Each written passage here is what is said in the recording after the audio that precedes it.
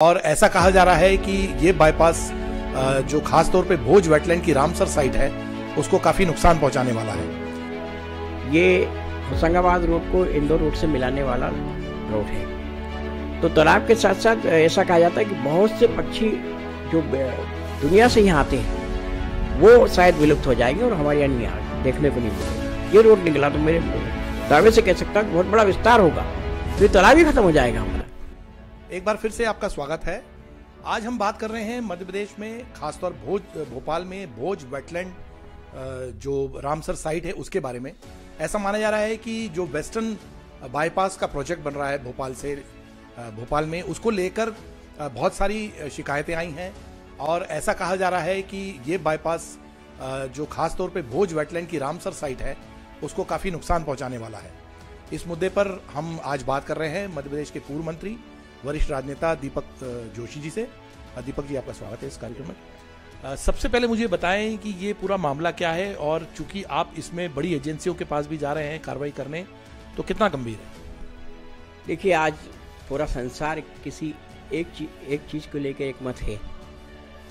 तो ये कहा जाता है कि जल ही जीवन है और पूरा संसार एक मत है कि अगला विश्व युद्ध अगर होगा तो जल को लेकर होगा। भारत को बहुत वो है कि उसके पास बहुत जल के वो है, साधन है, संसाधन है, लेकिन फिर भी जब दुनिया पर्यावरण को लेकर, जल को लेकर चिंतित है तो हम लोग भी क्यों ना चिंतित हों। विकास होना चाहिए, लेकिन विकास विनाश की कगार पर नहीं होना चाहिए।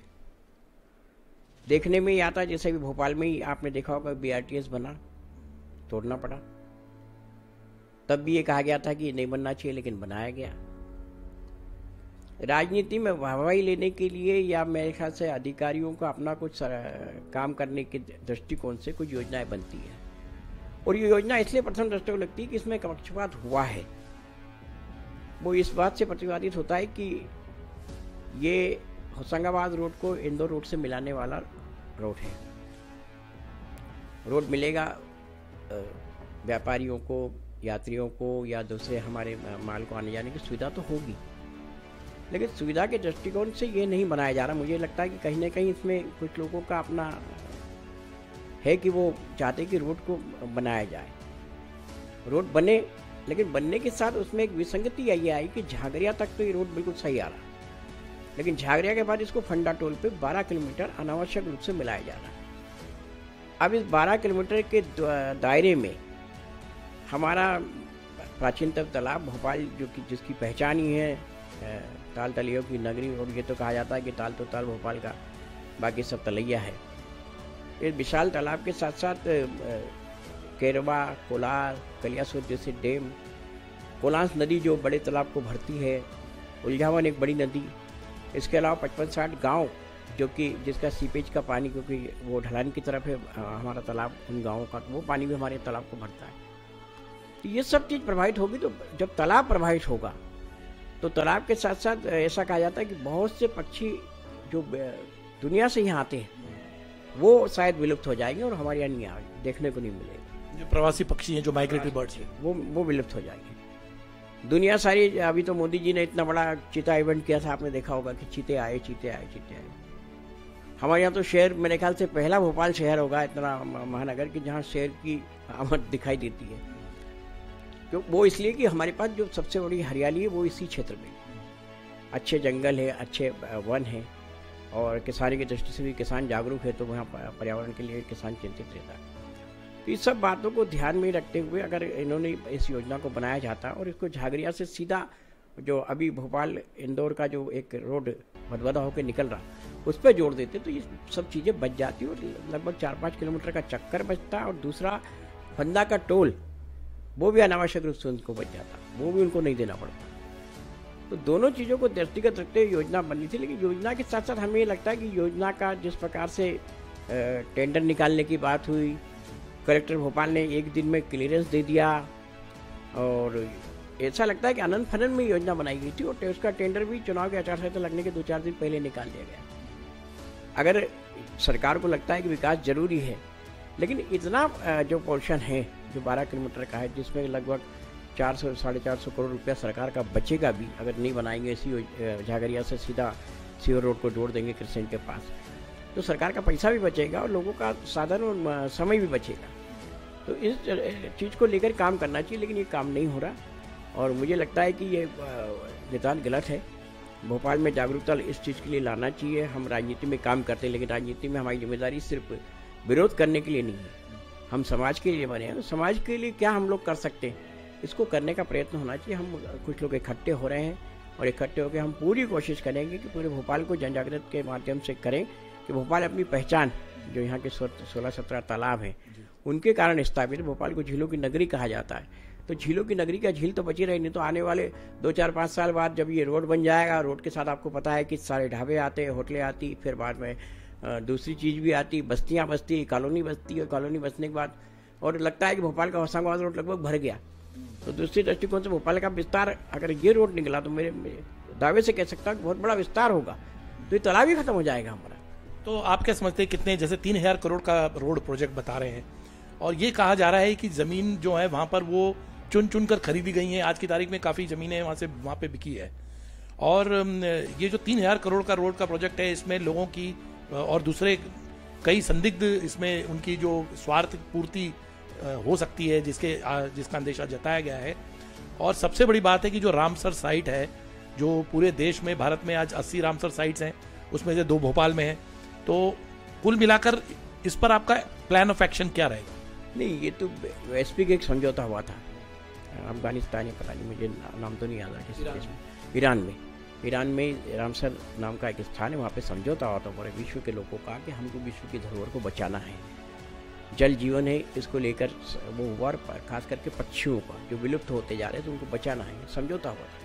उस समझौते के तहत मध्य प्रदेश में पहला हमारा बड़ा तालाब था, जिसको लगभग 2000 के आसपास ही इस श्रेणी में लिया गया था, और उसको बचाने के लिए जापान ने हमको बहुत बड़ा वो दिया था, मदद दी थी, सहायता दी थी वॉटलेट वेटलैंड के हिसाब से, जिससे बड़ा तालाब को विकसित भी किया गया था। इसके आसपास हरियाली की गई थी, पेड़ पौधे लगाए गए थे।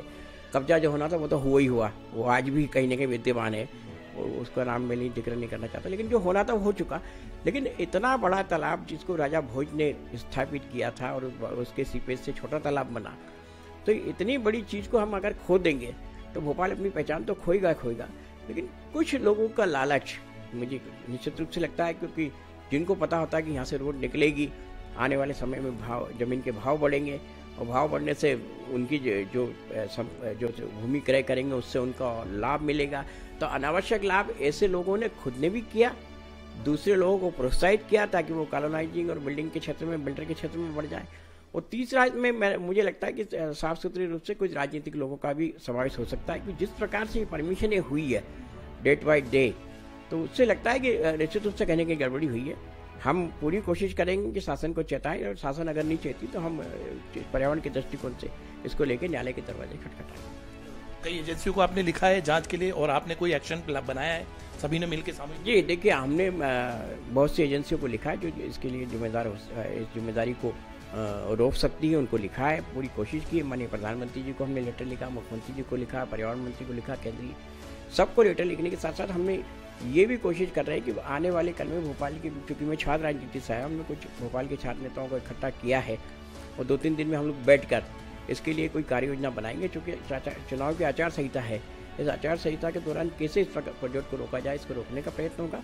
हम कुछ कानूनी सलाह भी ले रहे हैं, और कानूनी सलाह में प्रथम दृष्टया हमें लगता है कि अगर हम कोर्ट में जाएंगे तो कोर्ट हमें प्रोजेक्ट को रोकने में सहयोग करेगी। कुछ पुरातत्व स्मारक हैं, आर्कियोलॉजिकल आर्टिफैक्ट्स हैं, कुछ पुरातत्व महत्व की जगह हैं, क्या वो भी इससे प्रभावित हो रही हैं? देखिए, 2 बावड़ियाँ जो कि वैश्विक धरोहर में मानी गई है, और एक समझगढ़ जो जैन तीर्थ स्थान है, वो दोनों इसके दायरे में आ रहे हैं।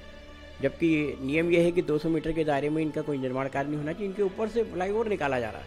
तो मुझे समझ में नहीं आता कि कैसी योजनाएं बनाई गई, जो बनाने वाला था उसको समझ में नहीं आया। अच्छा, इनकी रिपोर्ट में ही इतनी विसंगतियां हैं, जब इन्होंने अपनी प्रोजेक्ट रिपोर्ट बनाई, पहला रिपोर्ट बता रहे हैं कि हमारा 42 किलोमीटर का प्रोजेक्ट है, दूसरे उसी पन्ने के नीचे 3-4 कॉलम छोड़ के वो दिखा रहे हैं कि हमारी 40.1 किलोमीटर का है। तो आप क्या ये आपस में कुछ बिना सोचे समझे किया गया?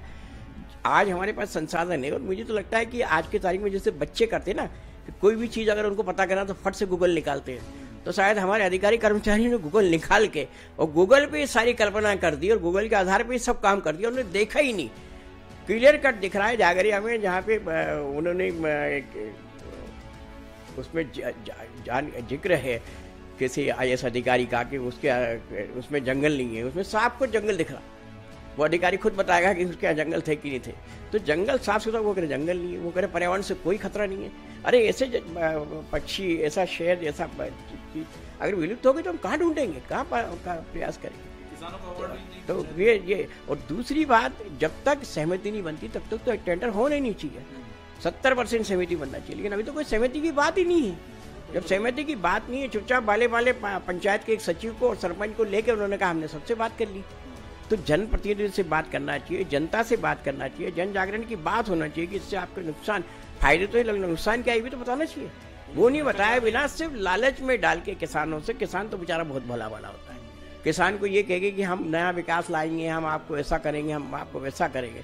और एक जिस प्रकार से भारत के किसान को लगातार कहीं ना कहीं लोग ये लालच का जो कहकर वोट हासिल किए जाते, उस प्रकार से मुझे लगता है कि ये एक नई प्रणाली इस चीज़ में देखने को मिली कि किसान को लोग लालच में फंसा कर कि हम विकास के साथ साथ आपको दिन दुनी रात चौगुनी तक पहुंचा देंगे। ये बहुत बड़ा गलत काम जो होने जा रहा है, निश्चित रूप से मैं कहता हूं कि हमारे लिए बहुत ठीक नहीं, कदापि उचित नहीं है। तो पर्यावरण और वन जीवन से जुड़े हुए मुद्दों पर अगर आपकी कोई राय हो तो हमें ज़रूर लिख भेजिए, और इस हमारे चैनल को आप सब्सक्राइब और लाइक भी करें। इन मुद्दों के साथ हम आपके साथ नई नई स्टोरीज लेके ज़रूर पेश होंगे। बहुत बहुत धन्यवाद।